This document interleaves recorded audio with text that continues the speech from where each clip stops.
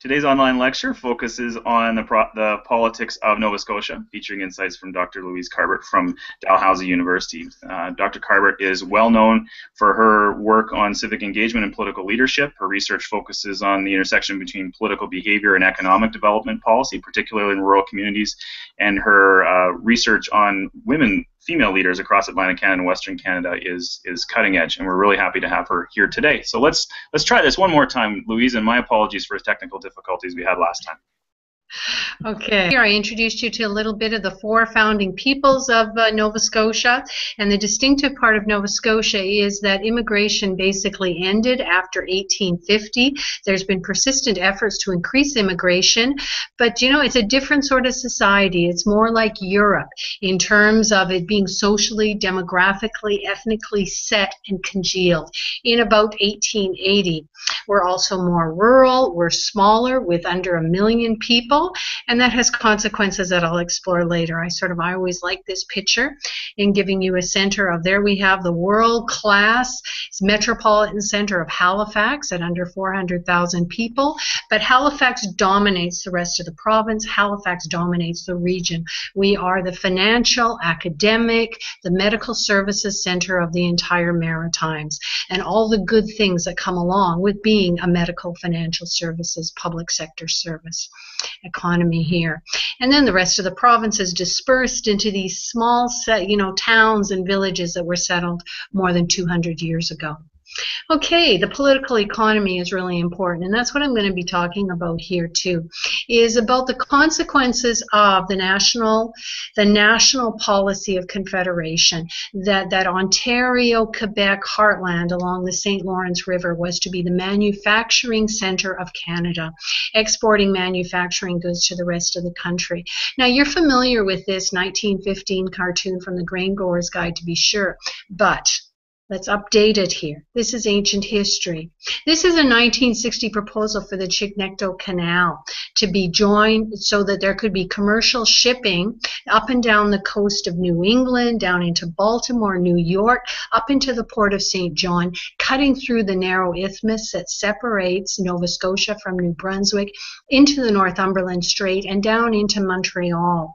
This proposal, 1960, at a cost of $90 million, was to reinvigorate Atlantic shipping. The engineering plans, I've seen them. It never happened. Why? Because the government of Canada decided to build the St. Lawrence Seaway instead. Wonderful project. It makes rational sense, but the upshot of the building the St. Lawrence Seaway was that it cut off the port of Halifax from transatlantic shipping and from the New England coast, and the port of Halifax has been suffering ever since. 1960, ancient history. I dug this example out of a book by Donald Savoy because, of course, academics know about these obscure historical might-have-beens. So imagine my surprise when a friend of mine, a newly retired Nova Scotia public servant, someone who's very active in a partisan, she holds a pretty high-level position in a political party, we're at book club and she starts ranting about the Chignecto Canal, of all things. My goodness. So that's the point. In the Nova Scotia, we're an old population, established population, and we're nursing the grievances from 1960 and understanding the historical continuity for how we got here. Meanwhile, in Alberta, with a young transient population, the national energy policy, it's only old people like me that still remember the grievances of 1980. In 1980? That's new. That's recent history. Okay, the economic situation we're talking about here in Nova Scotia is lack of economic growth.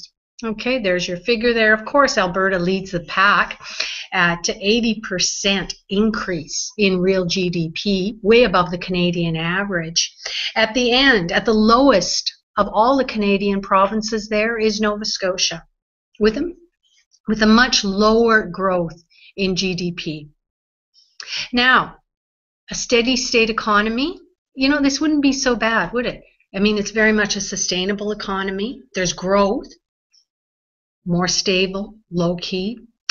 And also our population has kept pretty stable as well, under 1 million people, and we're growing.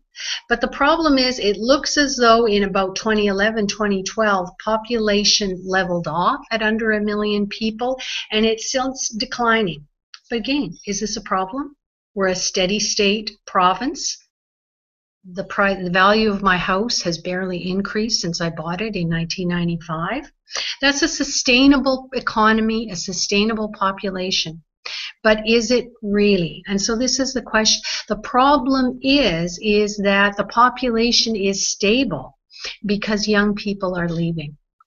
We're turning into, sometimes I wonder if we're becoming something like a retirement home. Now, can you have an economy based upon nursing homes, retirement villages? I mean, it works for the Okanagan, it works for Victoria, but can you run an entire province on the basis of that kind of economy? I don't think so. So that's sort of the conundrum we're in, what kind of economy we're going to have. And the demographics are really crucial here. So let me go ahead to my next slide, because what's really happening demographically here is that Halifax, the world-class center oriented to the world, receiving immigrants now, is doing fine. But rural Nova Scotia is being rapidly depopulated. And here's some interesting facts, really quirky little facts, I think really tell you a lot. This pattern of going out west has had a big impact on rural Nova Scotia. We don't notice it so much in Halifax.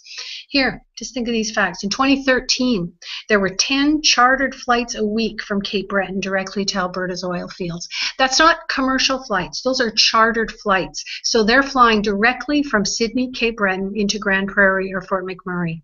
Okay, 10 a week. The 2011 census got itself into a bit of trouble. Weird results that came out. Halifax was at the national average for single-parent families. Rural Nova Scotia has the highest rate of single-parent families in the country. 30% in Yarmouth, 25% in Cape Breton, 23% in New Glasgow of families are headed by just one parent. Okay, that starts to make a large impact on the nature of social life, community life. And one of the interesting quirks that came out of the 2011 census was the count. It turns out that they tried to count same-sex marriages in Canada, right? And it turned out the census found that the predominant place where most same-sex married couples lived was in the small prairie towns of Grand Prairie, Edson, Red Deer. Are these really centers of same-sex marriage? Well, it turned out that the census had been counting married men living together. They just weren't married to each other. They were married to the women in all the single-parent households in the Maritimes. So we're really having a demographic transformation here. Related to this sort of depopulation of rural Nova Scotia is there is now real concern about the temporary foreign workers program, that Nova Scotia wants temporary foreign workers to work in the fish plants because there's nobody left. There's no more of that army of unemployed workers that the fish plants used to be able to rely on. Okay. Now, I think this is really interesting because it points to something that David Coletto had also pointed out in his earlier talk to you. When he was, he was sort of perplexed. He said, why is there this hostility to young people? The hostility to Alberta among young people. And I think we're sort of grasping it here with these figures. And I certainly see it here with my students, is this kind of, what are you going to do after graduation? I'm going to have to go to Alberta. I'm going to have to leave. Okay, I think that accounts for some of the hostility. And again, this captures it perfectly. This is one of these slogans we throw around in Nova Scotia here. It was an ad campaign from the Atlantic Lottery Corporation. You got to be glad you live in Atlantic Canada, where $1 million goes as far as $1 million should. And comparing what you could buy in Nova Scotia to what you could buy in Toronto. Okay. It's a sort of a tongue-in-cheek joke around here, but it captures something really important. And that is the people who stay here, the people that can stay here, can afford to stay here because they've got good jobs. And life here is very good. I mean, I will say that it's a good life here if you can manage to find a job and get a secure living. And if you can't, you leave. Okay, so we're in a bit of a conundrum as far as economic development goes, because the people who are here are rich, they have good lives, they have no interest really in moving beyond a sustainable economy. because it's sustainable for them personally, yet it isn't for the entire province. And that's the conundrum we're dealing with politically. Okay, a couple of points. There's our new electoral map. We have 51 electoral districts after a fairly controversial redistribution that filled at one electoral boundaries meeting, it filled an entire hockey arena. That's how controversial it became, and it was largely about Acadian representation. Moving on. Okay. One of the interesting things about Nova Scotia here is we have really good electoral administration. David Aiken of Sun News Network has been following all the provincial elections. David Aiken said that the elections Nova Scotia was the best in the country by far. And I think they do deserve those kind of kudos, okay? They've made real institutional innovations in the last 2013 election. They had continuous polling throughout the entire campaign at the main returning officer of each provincial electoral district. Voters who lived outside their home district could vote at any returning office in the province, provided they're on the voting list. There were people with mobile polls that went around to all the hospitals and the nursing homes, and they even made an extra effort to get out to university students. For example, on Dalhousie University campus, where I am, there was polling stations set up in the Student Union building for several days at a time. And I know they were not rigorous about checking that voters list. It was really easy to cast a vote, okay? And I know that by my Alberta students that said, oh, wouldn't it be fun to actually vote in a competitive election for once? Okay. Nonetheless, even with all that effort, the turnout at Dalhousie was 4%. Okay, and it was that downtown Dalhousie electoral district had the lowest turnout rate in the province. So there, I think that's a really good case. So the elections officials tried, they innovated, and it still didn't work, okay? I think there's only so much that we can do administratively. Okay, another innovative thing that the elections have done is under the new Elections Act, political parties now have personal information about individual voters. When they get that list of registered voters on the voters list, they also can see the person's age by category, and they can see if the person had voted in the previous election. So it allows the parties to go in and do some really micro-targeting of who might vote, of who didn't vote by age categories. And I thought it was interesting to see the provincial progressive conservatives try this kind of really direct appeal to people who were working out of province. They were still Nova Scotia residents on the Nova Scotia voters list, but they were commuting back and forth between Alberta. And they had this kind of, this is their ad campaign. It was at several of the airports around the province. It was in the Fort McMurray newspapers, trying to get them to cast write-in ballots. I thought it was a really effective, imaginative technique for the provincial conservatives to be trying. Okay. Now, proportion of seats in the Nova Scotia House of Assembly. I'm going to go through some of the pivotal events in the next slide here. I guess what I want you to see here is that predominance of the red for most of the history since 1867. So the Liberals have historically been the dominant natural governing party of Nova Scotia. It's alternated with the blue progressive conservatives. And what you want to be looking for is that yellow up there in that top right corner getting larger and larger. And that's the rise of the NDP becoming a competitive player. And you see that as the yellow is becoming entering into the scene there, that it's becoming a three-party system. And that's where we are now. Okay, so here's your pivotal events here. 1956. The rise of Robert Stanfield, and 4 successive majority governments. Stanfield is a notable historical figure here in the province. I mean, he's equivalent to Ernest Manning, okay? End of Liberal one-party dominance. Then, the next pivotal election was in 1993. There had been a series of Liberal governments. The government that was elected in 1993 was our neoconservative revolution, okay? Like Mike Harris, Ralph Klein, Bill Bennett, we had our own, okay? And it was just as divisive as in those other provinces. It did great damage to the party, and I think that's a large part of why the Liberals collapsed for the next 10 years. And it also made the public more suspicious of the Liberals for a decade. Okay. After the decline of the Liberals, after their neoconservative reforms, we come into 1998, shift to a three-party system, and that's the key moment. There is 19 NDPs elected, and that meant they were there. They were there to stay. We had a series of progressive conservative governments from 1998 to 2009. Minority governments, very unstable between three parties. And then we had the final breakthrough in 2009 of the first NDP government, a majority government elected east of Ontario. And I mean, Bob Rae, 1990 is, that wasn't a very successful NDP government. But this one really had potential to get in there and become entrenched. But they didn't become entrenched.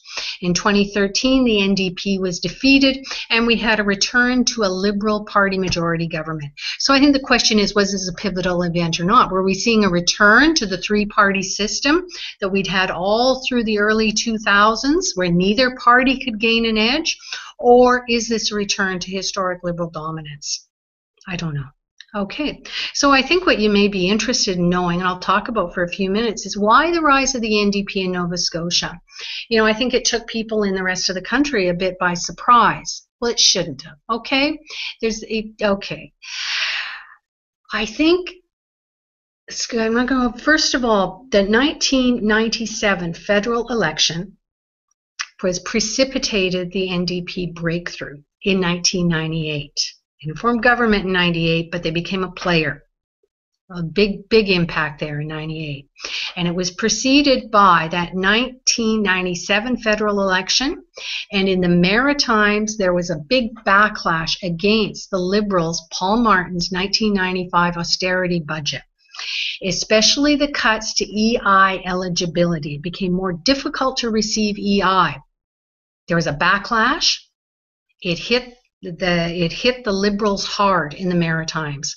And the vehicle for protest against the Liberals' austerity budget became the NDP, led by our local heroine, Alexa McDonough, and that became the vehicle for protest. And in that election, the NDP took 6 out of 11 federal electoral districts.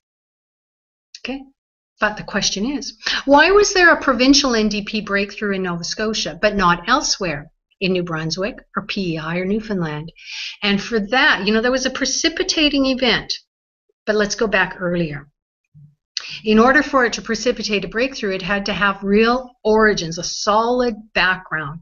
And, actually the NDP in Nova Scotia goes back to even before the days of the CCF. It goes back to the trade union, a very militant trade union movement in industrial Cape Breton, going in the 1920s in the post-World War I period.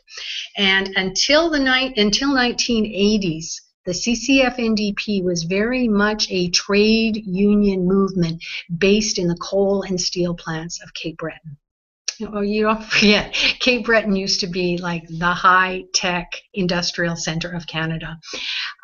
In fact, the Sydney industrial landscape was really comparable to Fort McMurray at one time, okay, in 1900. It's useful to have that kind of historical perspective. Okay, the current NDP dates back to 1980 when Alexa McDonough was elected leader. And she shifted the base of the NDP from Cape Breton back to the public sector unions and public sector professionals based in Halifax. And there's an interesting story here just about how central Dalhousie University was in this process of building up the NDP in Halifax, and in particular the Dalhousie School of Social Work. Yeah, so they had a real base of support in Halifax, and they came to power by spreading beyond Halifax. That was their bastion for 15 years. And then they came to form a majority government when they could appeal to rural Nova Scotia. So why did they fall? What explains their defeat? And it was a bit problematic because in the last couple of elections, the incumbents have been re-elected. I mean, even in Ontario, under somewhat bizarre circumstances, being re-elected. So why did the NDP fail? Okay, here's one alternative. This is a quip from rabble.ca, and I also heard him speak at Dalhousie about this. So I have a sense of the emotional intensity behind this. NDP campaign workers admitted circulating election materials with Dexter's image on it was counterproductive. His popularity was a drag on the party. If we want to bring social democratic government to Nova Scotia, we need to have a party willing to stand firmly on its principles, letting the electoral chips fall as they inevitably may. Chasing votes for reasons of political expediency has demonstrably failed because of the confused apprehension of what created what the NDP stood for.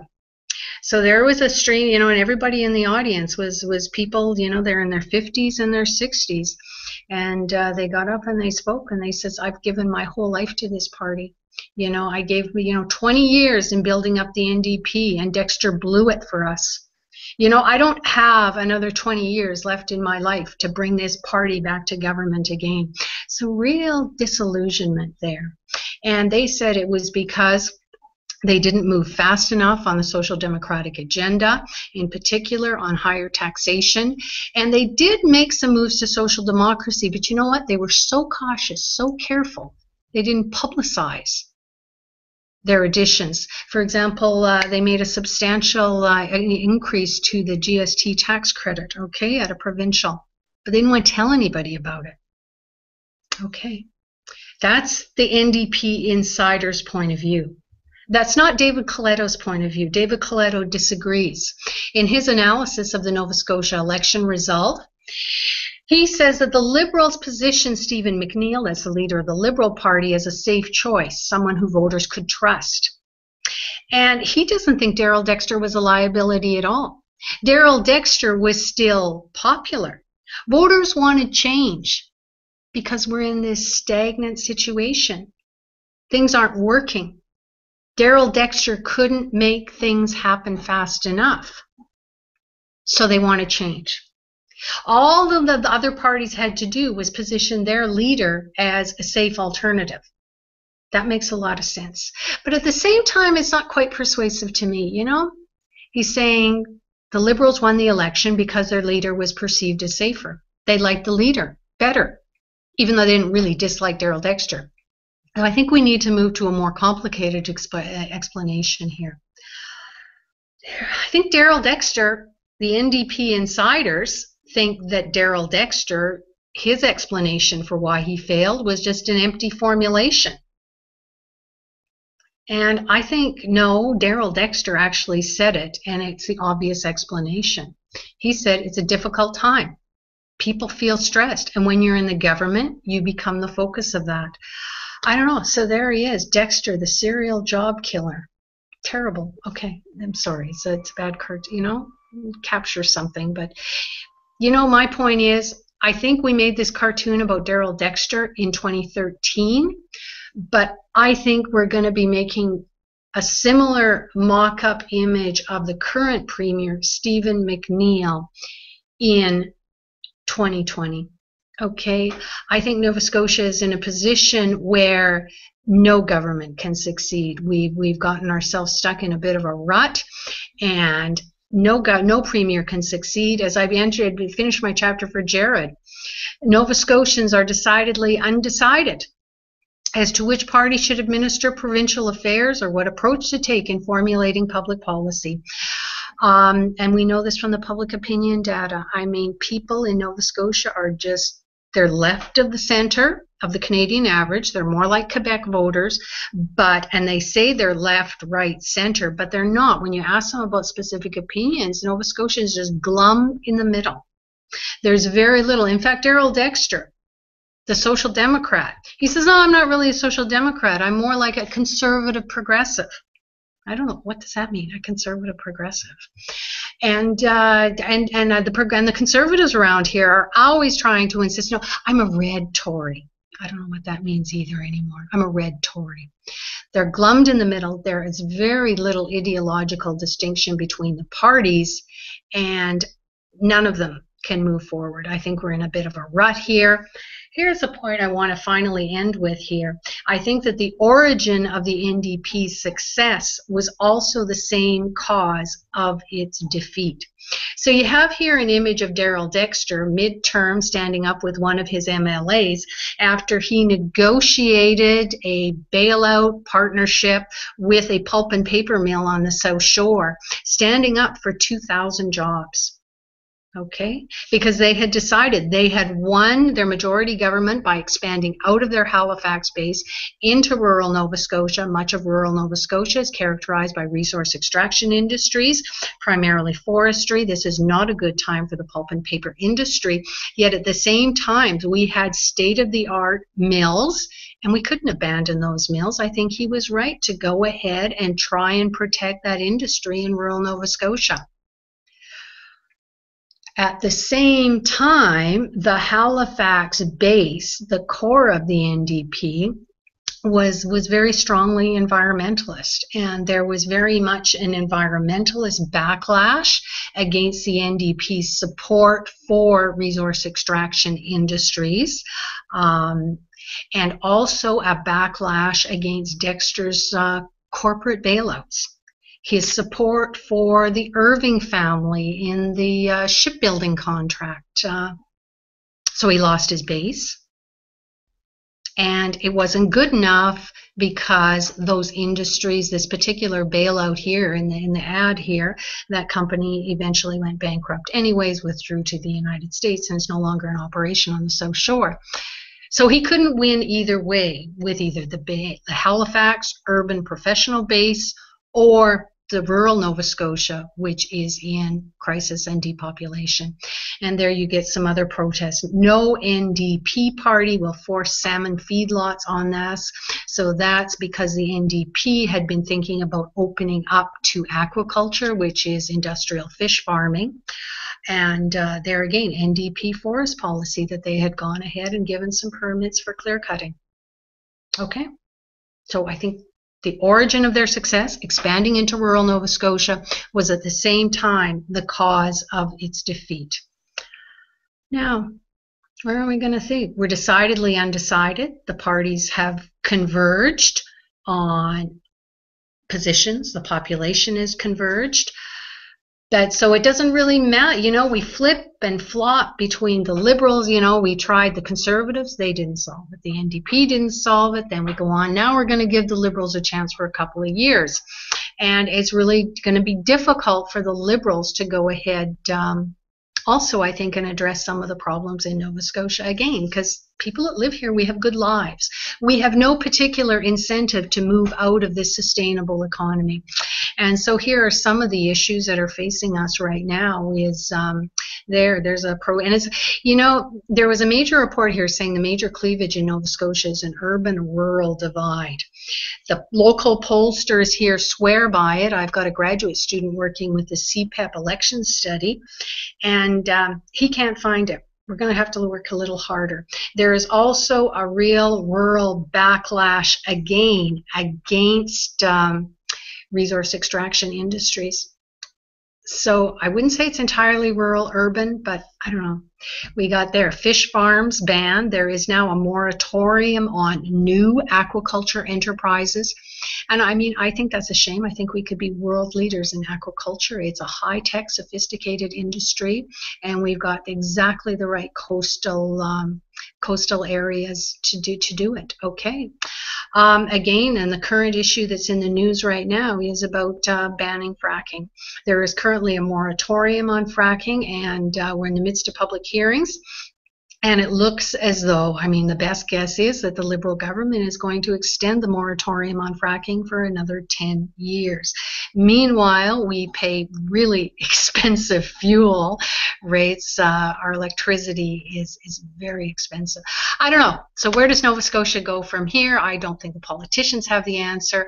I think we're sort of, it's a wonderful place to live, but I think we're sort of stuck. And a lot of us are just happy to be stuck. Thank you very much, Jared. Okay. Perfect. Thanks, Louise. And that was a fascinating examination of Nova Scotia. You covered so much ground, but you did it you knitted it all together so well, and I especially liked how you tied in some bits for our Alberta audience too. The anecdotal facts out of the census demonstrating that same-sex couples and are actually trace their roots back to marriages in Nova Scotia. This is fascinating stuff. We've only got about 3 minutes, Louise, and we've already got some questions that are on the provincialpolitics.blogspot.ca website. So I'll tune our viewers there, and perhaps we can cajole you into doing a bit of work over the next couple of weeks in responding to a few of these. I'm going to give you a choice of answering one of the following two. Okay? You can answer about reactions in Nova Scotia about the Energy East pipeline, because that's a big issue that's out here in Alberta as oil sands. As we try to get oil sands oil to market. And the other option I'll give you is about the Ibbotson and Bricker book. And I'm not sure if you're familiar with the way that they've titled their chapter on Atlantic Canada, but they talk about the Atlantic Canadian reality distortion field, and how Atlantic Canadians' approach to employment insurance in particular is just out of sync with the way that the rest of Canada views it, and that region has historically been treated differently on that issue. So with that tee up, I'll let you answer one of the two, and we'll tease students and other people who are viewing to go to the blog to see your thoughts on the other.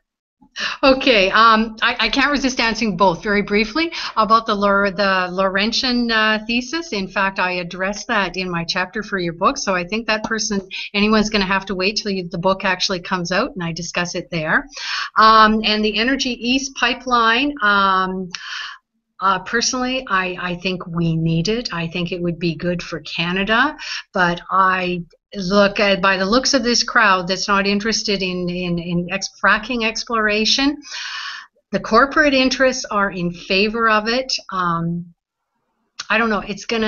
There is a very active environmental movement that's mobilizing now in opposition to the Energy East pipeline. And we'll stay tuned for both of those things. And thanks for teasing the book. That's great, too. I appreciate all your work on that. I appreciate you taking the time out today, despite the technical difficulties on my end. Really, thank you very much, Louise. And thank your students for their patience. Thanks very much, Louise. We'll talk to you soon. Yeah, bye.